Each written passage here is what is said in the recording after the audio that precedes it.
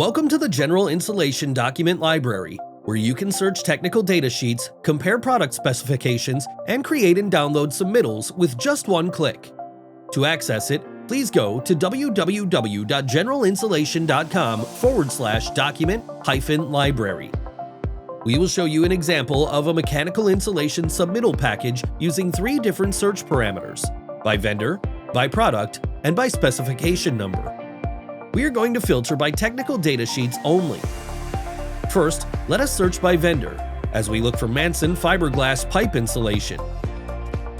You will see all available Manson products, and we simply click the box for Manson Alley K-pipe insulation to add it to our submittal, or we can click the PDF image to directly open and verify technical information.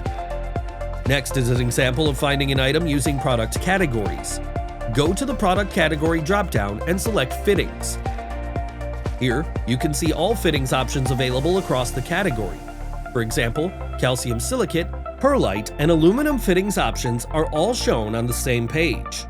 For this submittal, we are looking for PVC and will narrow the search from the search box.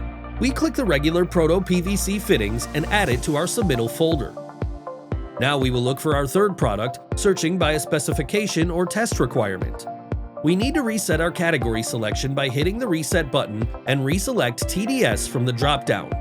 We are looking for a mastic that meets the Water Vapor Permanence ASTM E96 test. We are going to start by typing E96 into the search field. You can see that there are several product categories listed.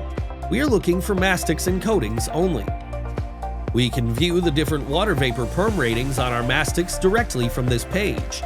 If we know the perm ratio, we can simply type it in.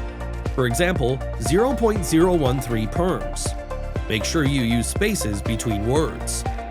We have found Foster's 30-90 Vapor Safe Mastic, which is the product we need for this specification, and we'll add it to our submittal.